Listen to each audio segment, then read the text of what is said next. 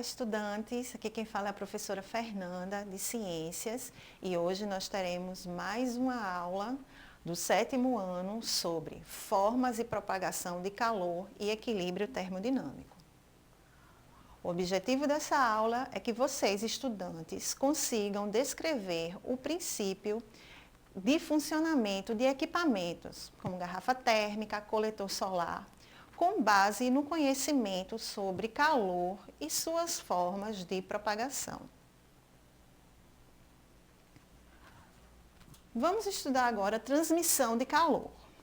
Para que ocorra a troca de calor, é necessário que ele seja transferido de uma região a outra através do próprio corpo ou de um corpo para outro.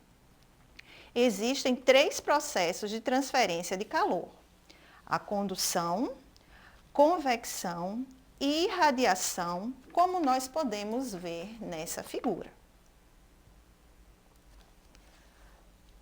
A primeira forma de transmissão de calor que vamos estudar é a condução, que ocorre principalmente entre sólidos, como a gente está vendo aí nas figuras. Na condução do calor, a energia propaga-se em virtude da agitação molecular. Estão vendo aí, né, nessa primeira figura, que as moléculas estão se agitando mais quando elas estão próximas da chama. Nessa figura, na outra figura, o fogo está aquecendo essa barra de ferro.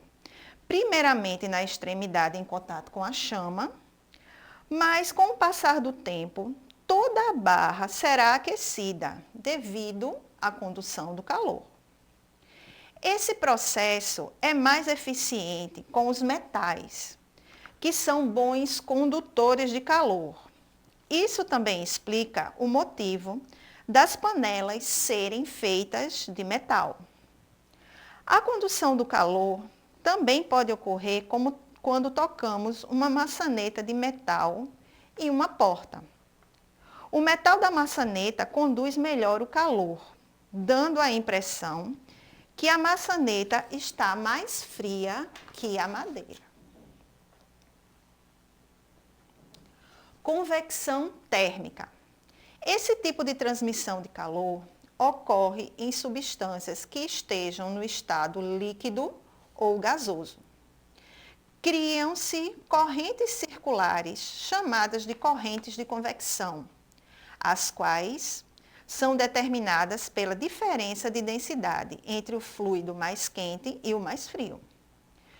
Considerando que esse primeiro desenho representa uma panela com água fervente, a camada de água no fundo da panela recebe o calor e sua temperatura aumenta. Com isso, essa água sobe. A água da parte de cima, menos aquecida, desce e ocupa o lugar da água que subiu, formando esta corrente. As correntes de convecção ocorrem na atmosfera e próximo à superfície facilitam o voo de pássaros, que as utilizam para atingir grandes alturas. Aqui, como a gente pode ver nessa figura. A irradiação térmica. Diferentemente da condução e da convecção, a radiação não precisa de meio para ocorrer, pois a energia térmica nesse processo é transferida por ondas eletromagnéticas, que são capazes de se propagar no vácuo. Todos os corpos emitem energia por radiação a todo momento. A irradiação é essencial para a vida no planeta Terra. Como o planeta e o Sol estão situados no vácuo, essa forma de propagação é a única que permite que a Terra receba energia solar. Além disso, é devido a esse processo de propagação de calor que o ser humano pode aproveitar o fogo de uma lareira ou de uma fogueira para aquecer-se, principalmente no período mais frio, o que, nos primórdios da existência humana, foi essencial para a sobrevivência da espécie. Agora vamos estudar o funcionamento de alguns objetos relacionados às formas de propagação do calor. Vamos para o primeiro objeto que a gente vai estudar, é a garrafa térmica. A garrafa térmica é um dispositivo utilizado para conservar a temperatura do conteúdo no seu interior. Para isso, ela possui mecanismos que evitam troca de calor. Considerando que tanto a condução quanto a convecção se dão através da matéria, esses dois processos podem ser minimizados através da introdução de um vácuo no sistema. As garrafas térmicas possuem paredes duplas e um vácuo entre elas, como a gente está vendo aí na figura. As caixas térmicas também possuem paredes duplas com um vácuo. As primeiras garrafas térmicas possuíam paredes de vidro espelhadas para impedir a irradiação. O vidro é um mau condutor de calor e o espelho reflete as ondas de calor, mantendo-as aprisionadas no interior ou no exterior da garrafa. Hoje, as paredes da garrafa não são mais feitas de vidro, mas de um plástico resistente e duro ou de metal. A tampa da garrafa impede as trocas de calor por convecção com o ar do ambiente. Por isso, quanto menos aberturas forem feitas, maior será o tempo de conservação da temperatura. Certo? O próximo objeto que a gente vai estudar é o coletor solar. A energia solar pode ser aproveitada para o aquecimento da água em residências antes do seu consumo.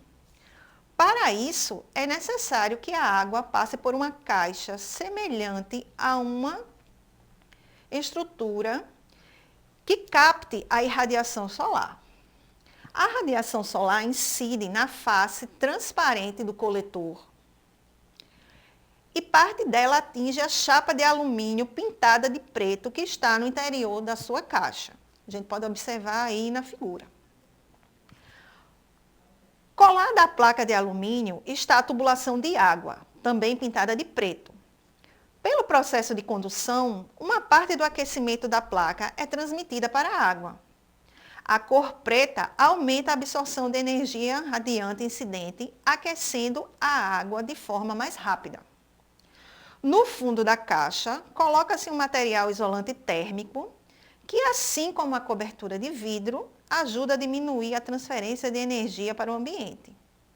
O vidro transparente à luz provoca um efeito estufa e impede a saída da radiação infravermelha, retendo-a no interior do coletor, contribuindo ainda mais para o aumento da temperatura da água no interior da tubulação, a valores próximos a 60 graus Celsius.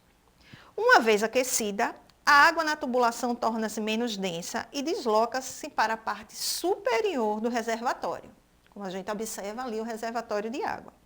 Ao mesmo tempo, a água mais fria na parte inferior do reservatório desloca-se para a tubulação, formando uma corrente de convecção térmica. A água quente, pronta para o consumo, sai pela parte superior do reservatório e uma nova quantidade de água vinda da caixa d'água entra no aquecedor e começa novamente todo o processo. Refrigeradores. O que são refrigeradores? São dispositivos que utilizam trabalho para retirar calor de materiais do seu interior, rejeitando-os para o ambiente. Isso significa que retiram calor de uma fonte fria e repassam para uma fonte quente. Esses aparelhos são muito utilizados no nosso cotidiano. Alguns exemplos são a geladeira, o ar-condicionado e o freezer. Um refrigerador na parte de trás possui alguns tubos, onde está inserida uma substância no estado líquido em alta pressão, denominado fluido refrigerante.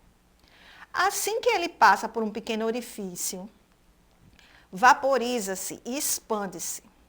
A partir daí, o gás resfria-se drasticamente e circula em uma serpentina, que está dentro da câmara de refrigeração. O gás agora se encontra em uma temperatura extremamente baixa, o que possibilita que ele absorva calor, resfriando o ambiente. Após receber o calor, o gás continua a circular nos tubos e passa pela compressão, pelo compressor, onde é submetido a uma altíssima pressão que faz com que sua temperatura aumente e ele volte ao estado líquido. Nessa etapa é realizado o trabalho sobre o gás. Depois o gás passa por outra serpentina, cedendo calor para o ambiente externo do refrigerador. É por isso que atrás de uma geladeira a temperatura sempre é elevada. O processo repete-se várias vezes. A principal utilização dos refrigeradores é para a conservação de alimentos, mas nem sempre foi assim. Estima-se que a primeira geladeira foi criada em 1856 por uma fábrica australiana de cerveja, para manter baixa a temperatura dos produtos a partir do princípio da compressão de vapor. Com a finalidade de conservar alimentos, em 1854 foi feito um sistema refrigerador para a indústria de carnes, em um frigorífico de Chicago, nos Estados Unidos. Logo em seguida, em 1866, um aperfeiçoamento da invenção permitiu também a refrigeração de legumes. Até então, todas as geladeiras criadas eram usadas para fins industriais. A primeira geladeira doméstica surgiu em 1913, como a gente observa aqui nessa figura. Então, gente, levando em conta o que a gente observou, o que a gente viu, eu lanço para vocês um desafio. Liste no seu caderno situações onde você encontra propagação de calor por condução, convecção e irradiação. Bom, alunos, bom, estudantes, espero que vocês tenham gostado da aula, tenham entendido e até a nossa próxima aula. Bons estudos!